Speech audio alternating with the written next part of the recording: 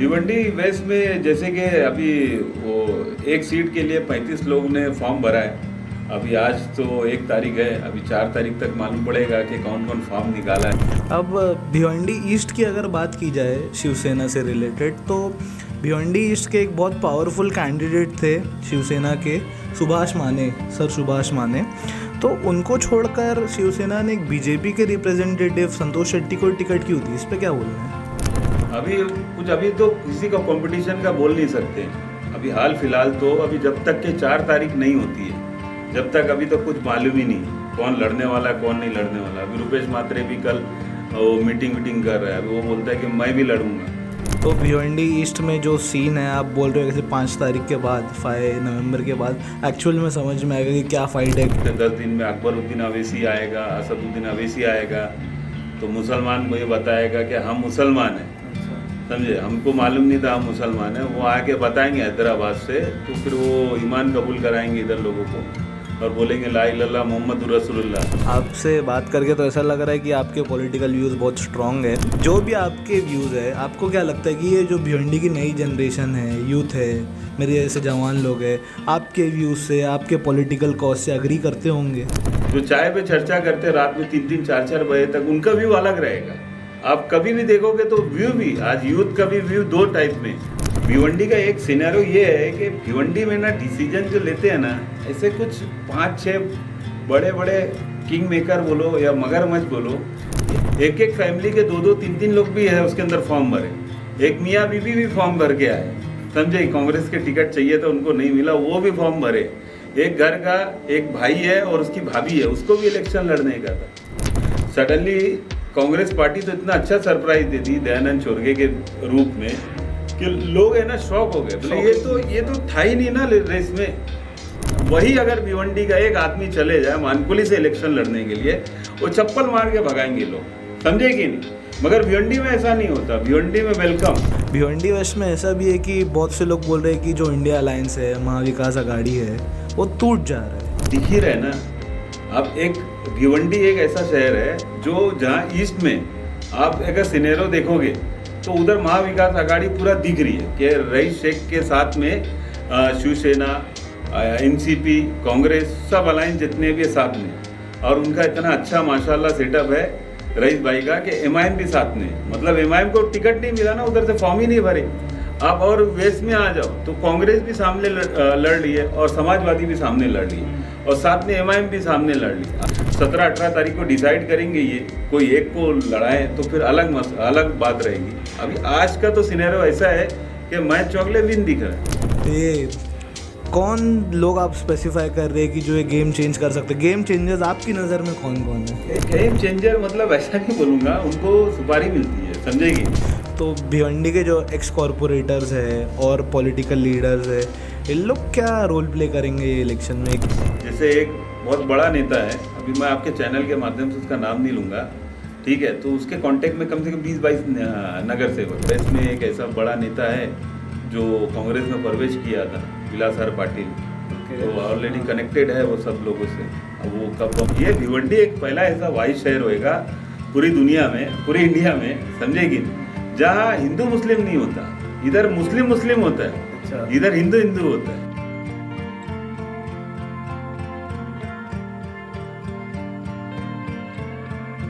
Life in Bhiwandi के इस political podcast में आप सभी का वेलकम है दोस्तों। इस पॉडकास्ट में हम भिवंडी के पॉलिटिकल सीन के बारे में बात करेंगे। यहाँ की पॉलिटिक्स में काफ़ी कुछ इंटरेस्टिंग हो रहा है, जिसमें नए लीडर्स का उभार, पुरानी पार्टीज़ का इम्पैक्ट और वोटर्स की एक्सपेक्टेशन सब कुछ शामिल है। हम डिस्कस करेंगे कि कौन से इश्यूज़ यहाँ के लोगों के लिए सबसे ज़्यादा इम्पॉर्टेंट है, किस तरफ हवा है और आने वाले इलेक्शन की क्या पॉसिबिलिटीज़ हो सकती है। तो वीडियो को ज़्यादा से ज़्यादा शेयर करें और अपने ओपिनियंस कमेंट सेक्शन में बताएं। चलिए शुरू करते हैं। आज के हमारे इस पॉलिटिकल पॉडकास्ट के सेकंड एपिसोड के गेस्ट जो है वो काफ़ी स्पेशल है। वो कोई पॉलिटिकल पार्टी को रिप्रेजेंट नहीं करने आए हैं यहाँ पे। वो एक सोशल वर्कर है, एक पॉलिटिकल एक्टिविस्ट है, a very well known man, mister इमाम अंसारी। कैसे हैं सर आप? बस सब ठीक है। कैसा लगा हमारा ये लाइफ इन भिवंडी का स्टूडियो का सेटअप? बहुत अच्छा, ऐसा लग रहा था कि मुंबई का स्टूडियो है, मगर ये तो भिवंडी में ही है। तो आप से ये पूछना था कि आप यहाँ कोई पॉलिटिकल पार्टी को तो रिप्रेजेंट करने नहीं आए, शिवसेना पार्टी से बिलोंग करता हूँ, उपशहर प्रमुख हूँ। लेकिन आज ये पॉडकास्ट पे पब्लिक इमोशन को रिप्रेजेंट कर रहे आप हैं। पब्लिक इमोशन के लिए बुलाए तो पब्लिक इमोशन की बात करेंगे। तो सर आपसे सवाल ये था कि जो भिवंडी में इलेक्शन का भी सीन चल रहा है उसके बारे में आपका क्या कहना है? अभी जैसे कि देखा जा रहा है तो विधानसभा का इलेक्शन है पूरे महाराष्ट्र में, 288 सीटों पे इलेक्शन हो रहे हैं। 20 नवंबर को इलेक्शन होएगा, 23 नवंबर को उसका रिजल्ट आएगा, जिसमें हर पार्टी जैसे शिवसेना, उद्धव ठाकरे गढ़, कांग्रेस, महाविकास आघाड़ी, हमारी शिंदे गढ़, बीजेपी और साथ ही साथ राष्ट्रवादी अजीत दादा गढ़, इन्होंने सब 288 सीटों पे अपने अपने कैंडिडेट को खड़ा किया है। अब 23 नवंबर को इसका रिजल्ट आएगा। आपको काफ़ी अच्छी पॉलिटिकल नॉलेज है, तो आप जो ये पॉलिटिकल एक्टिविस्ट है ये बनने की आपको इंस्पिरेशन कहाँ से मिली? इंस्पिरेशन तो ये ऐसा नहीं है, मगर मैं देखता हूँ कि हर एक इंसान के अंदर है ना सोशल वर्कर मौजूद होता है। जी, जैसे कि आप कोई चीज़ सही देख रहे हो, कुछ गलत देख रहे हो तो उसके ऊपर आवाज़ उठा रहे हो, तो आप भी सोशल वर्कर हो। सही बात है। और हर एक इंसान को आवाज़ उठाना चाहिए, जो सही है उसका साथ देना चाहिए, जो गलत है उसका विरोध करना चाहिए और खुल के करना चाहिए। सही बात है, बात तो बिल्कुल पॉइंट की आपकी। तो भिवंडी की अगर बात की जाए तो भिवंडी में एक इलेक्शन का बहुत ड्रामा चल रहा है, पब्लिक इमोशन है, पब्लिक बहुत बोल रही है आजकल की, एक ड्रामा टाइप चल रहा है जिसमें भिवंडी ईस्ट की कॉन्स्टिट्यूएंसी में तो काफ़ी कम है, लेकिन जो भिवंडी वेस्ट है उसमें बहुत ज़्यादा ड्रामा चल रहा है। तो इस पर आपका क्या बोलना है? भिवंडी वेस्ट में जैसे कि अभी वो एक सीट के लिए 35 लोग ने फॉर्म भरा है। अभी आज तो 1 तारीख है, अभी 4 तारीख तक मालूम पड़ेगा कि कौन कौन फॉर्म निकाला है। राइट। हो सकता है 10 लोग निकाले, हो सकता है उससे थोड़ा और कम निकाले, मे भी 25 लोग या 20 लोग तो लड़ने वाले हैं। अब जिस तरीके से सिनेरियो दिख रहा है, पहले एक ब्रेकिंग न्यूज़ भी आई थी कि मायम से किसी का और टिकट का फाइनल हो गया है, फिर बाद में दूसरे पल न्यूज़ आई कि किसी और का टिकट फाइनल हुआ है। तो जिस तरीके से भिवंडी वेस्ट को देखा जा रहा है ना कि भिवंडी वेस्ट थोड़ा मतलब जैसे ईस्ट में जो काम हुआ है, हमारे आदरणीय एकनाथ शिंदे साहब जब से सीएम बने हैं तो 2.5 साल आप कार्यकाल देखोगे रईस शेख साहब का, तो वो उद्धव ठाकरे की सरकार थी तो फंड तो दिया नहीं। अल्हम्दुलिल्लाह जब से ये सीएम साहब आए तो भिवंडी में फंड का मालूमात हुआ। ऐसा भी कुछ हुआ था? हाँ, तो ये तो फंड का तो ये लोगों को मालूम ही नहीं था ना फंड क्या होता है। आज कम से कम 200 करोड़ तक का फंड इधर भिवंडी सिटी में आ चुका है, जिसमें करीब करीब जहाँ से रोड देख रहे हो, रास्ते देख रहे हो, स्कूल देख रहे हो, जहाँ तक सब डेवलपमेंट ही चालू हुआ है। अब भिवंडी ईस्ट की अगर बात की जाए शिवसेना से रिलेटेड, तो भिवंडी ईस्ट के एक बहुत पावरफुल कैंडिडेट थे शिवसेना के, सुभाष माने, सर सुभाष माने। तो उनको छोड़कर शिवसेना ने एक बीजेपी के रिप्रेजेंटेटिव संतोष शेट्टी को टिकट क्यों दी? इस पर क्या बोलना है? अब वो सर्वे के हिसाब से भी होता है और कुछ ऊपर का जो सिस्टम है, जो हमारे सीएम साहब हैं और जो डिसीजन मेकर हैं, उसमें तो हम लोग इंटरफेयर करते नहीं हैं। हम लोग सिर्फ आदेश मान सकते हैं क्या करना है क्या नहीं करना है। तो ये सब सिनेरियो सर्वे के हिसाब से होता है और सर्वे के हिसाब से देखे होंगे। भिवंडी ईस्ट में ना जैसे ये सब चल तो रहा है, लेकिन इसमें एक फ़ाइट आ रही है सामने जो कि बोलते हैं कि संतोष शेट्टी वर्सेस रईस शेख की होने वाली है। तो ये फाइट, ये कंपटीशन पे आपके क्या व्यूज़ है? अभी तो किसी का कंपटीशन का बोल नहीं सकते। अभी हाल फिलहाल तो अभी जब तक के 4 तारीख नहीं होती है, जब तक अभी तो कुछ मालूम ही नहीं है कौन लड़ने वाला है कौन नहीं लड़ने वाला। अभी रुपेश मात्रे भी कल वो मीटिंग कर रहा है, अभी वो बोलता है कि मैं भी लड़ूंगा। तो वो अभी तो सिनेरियो भी तो चेंज है, अभी तो इलेक्शन चालू ही नहीं हुआ है। अभी ये 5 तारीख के बाद इलेक्शन चालू होएगा, फिर 15 तारीख के बाद एक माहौल क्रिएट होएगा, फिर 17-18 तारीख को डिसाइड होएगा कौन आगे है कौन पीछे है। अभी तो आप किसी की बात ही नहीं कर सकते ना। तो भिवंडी ईस्ट में जो सीन है, आप बोल रहे हो जैसे 5 तारीख के बाद, 5 नवंबर के बाद एक्चुअल में समझ में आएगा कि क्या फाइट है, क्या कॉम्पिटिशन है। देखा जाएगा। अभी कल का एक न्यूज़ था कुछ क्या नाम था, मुनाफ मुल्ला नहीं, क्या नाम था उसका, कोई मुल्ला कैंडिडेट है ना, क्या नाम है उसका, रफीक मुल्ला करके कैंडिडेट है एमआईएम का। अब वो कल मीटिंग भी चालू की है उसने। अब वो बोलते हैं इधर ये 1 हफ्ते 10 दिन में अकबरुद्दीन अवैसी आएगा, असदुद्दीन अवैसी आएगा, तो मुसलमान को ये बताएगा कि हम मुसलमान हैं। समझे, हमको मालूम नहीं था हम मुसलमान हैं। वो आके बताएंगे हैदराबाद से, तो फिर वो ईमान कबूल कराएंगे इधर लोगों को और बोलेंगे ला इलाहा मोहम्मद रसूलुल्लाह। तो ये जो सिनेरियो चल रहा है ना, ये एमआईएम तो सिर्फ और सिर्फ जो हिसाब से वोट बैंक काटने की राजनीति करती है वो हिसाब से राजनीति करती है। तो इसकी वजह से ईस्ट में जो इलेक्शन रहेंगे उस पर इफेक्ट पड़ेगा। ईस्ट का इलेक्शन का इफेक्ट तो अभी मैं बोल नहीं सकता ना Okay. आज अभी नहीं बोल सकता हूँ। ये चीज़ है ना, अपन थोड़ा 5 तारीख के बाद है ना इसके ऊपर डिस्कस करेंगे ना तो मैं बराबर बोल सकता हूँ।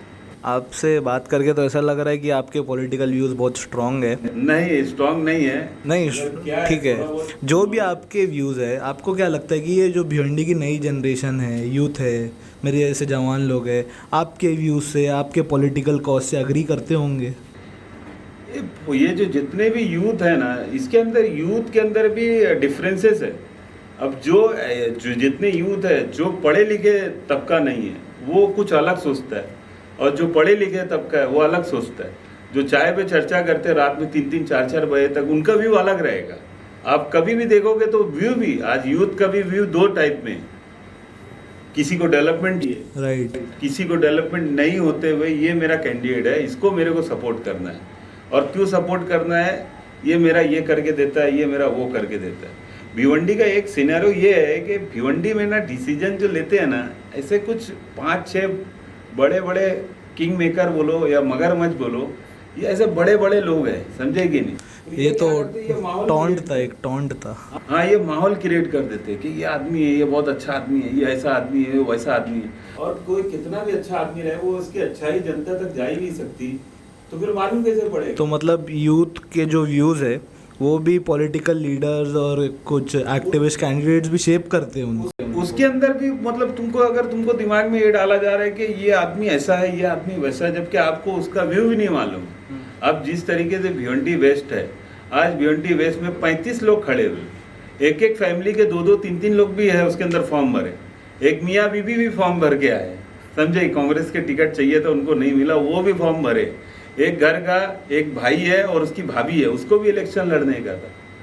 जिस तरीके से देखा जाए, और कांग्रेस को जो हिसाब से सर्वे के हिसाब से मेरे को तो नहीं लग रहा है, क्योंकि भावी आमदार का आप लोग ने न्यूज़ बनाया, लाइफ इन भिवंडी ने बहुत न्यूज़ बनाया, ये कैंडिडेट है, ये कैंडिडेट है, ये इसका नाम है, उसका नाम। सडनली कांग्रेस पार्टी तो इतना अच्छा सरप्राइज दे दी दयानंद चोरगे के रूप में कि लोग है ना, शॉकिंग न्यूज़। ये तो था ही नहीं ना रेस में।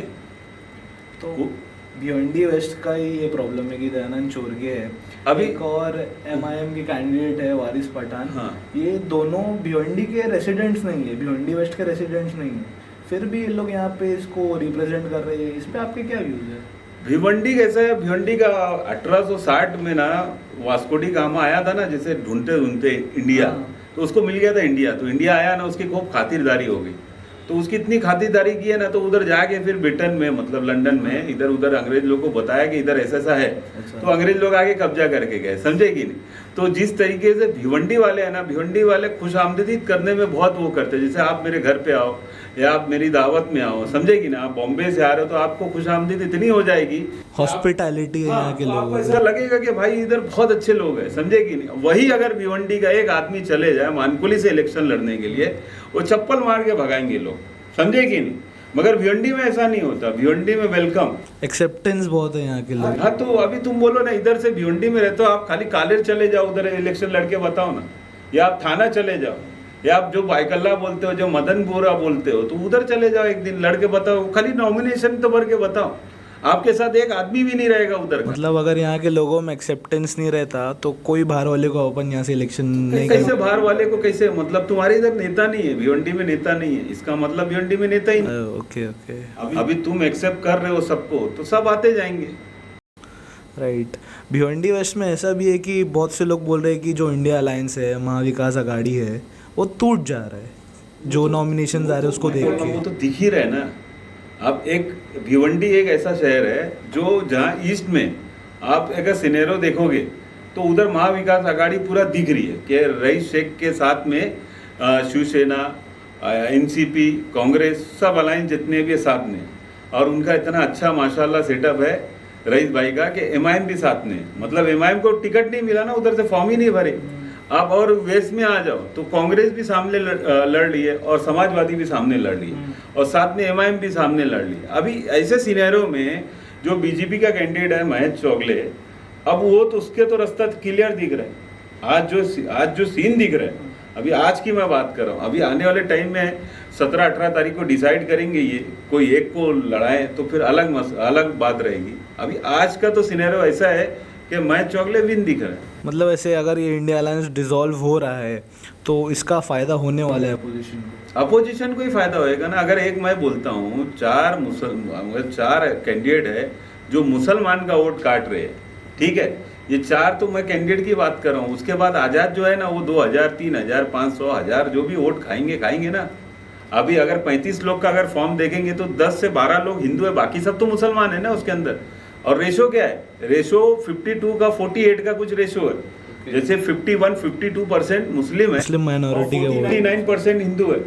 तो हिंदू का कोई बहुत बड़ा वो चेहरा नहीं आया ना इसके अंदर। मतलब अभी मन से आई थी मनोज गुलवी वैसे लड़ने के लिए। अब वो बाद में उसने डिसाइड किया इससे लड़ने के लिए, वो इससे लड़ रहा। ओके, तो मतलब इलेक्शन से पहले आप भी स्पेसिफाई कर रहे थे कि 15 के बाद, 5 तारीख के बाद, तो इलेक्शन से पहले बहुत कुछ चेंजेस दिखने को मिल सकते हैं। अभी वो तो 4 तारीख को नया पॉलिटिकल गेम देखने वो तो पूरा गेम, मैं क्या बोल रहा हूँ, गेम के लिए तो लोग बैठे हैं ना, जो गेम चेंजर है ना इधर के, जो बड़े हैं, जो मतलब जिनका बंगला है, जो गाड़ी है, बड़े लोग हैं इधर के, जो अपने आप को किंग मेकर लगाते हैं, तो वो लोग बैठे हैं ना अभी, और वो सिनेरियो पूरा चेंज करेंगे।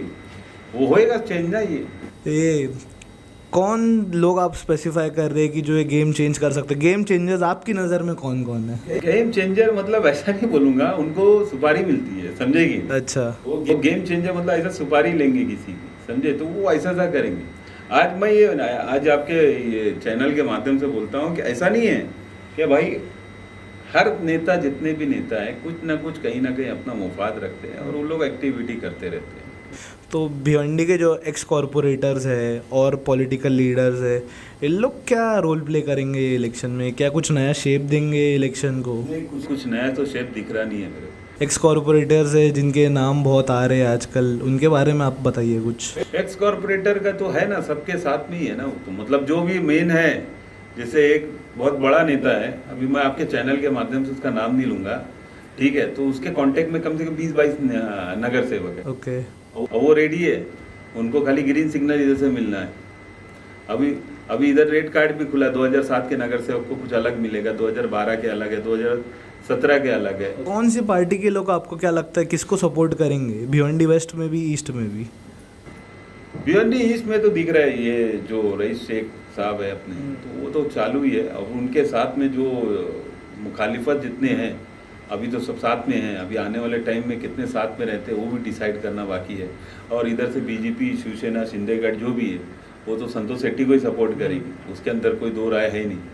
तो और वेस्ट में अगर आप जाएंगे तो वेस्ट में एक ऐसा बड़ा नेता है जो कांग्रेस में प्रवेश किया था, विलास आर पाटिल, तो ऑलरेडी कनेक्टेड है वो सब लोगों से। अब वो कब, बट उन्होंने इंडिपेंडेंट नॉमिनेशन भरा है अभी तो। इंडिपेंडेंट नॉमिनेशन बड़ा है, मगर लोग है ना अपने इधर के, अपने जो है ना, तो साथ देंगे उनका, आपको बोलना है सर? वो तो 7-2000 देने वाले ना। वो कहाँ से जाएंगे? 2012 महीना वो पूरा काम करके लेते हैं उससे।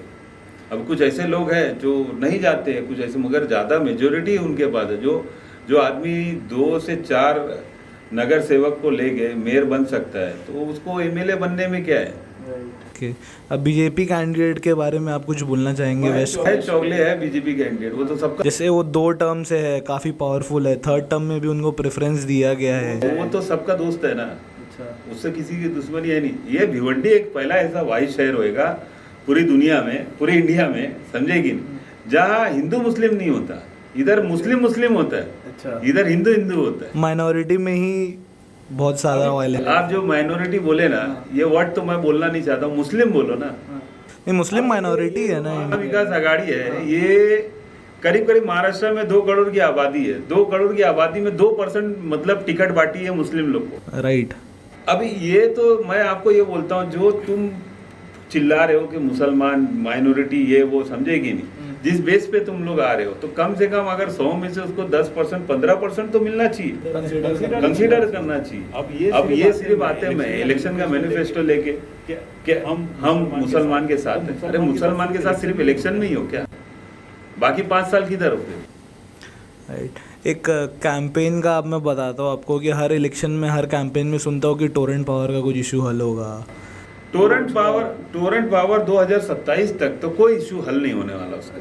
अगर कोई नेता अगर आपसे वो बोलता है कि मैं टोरेंट पावर का इशू सॉल्व करके देता हूँ तो रॉन्ग नंबर है। समझे क्या? मतलब कोई पॉसिबिलिटी है ही तो नहीं। 2027 तक उसका जो है 2027 तक एग्रीमेंट है।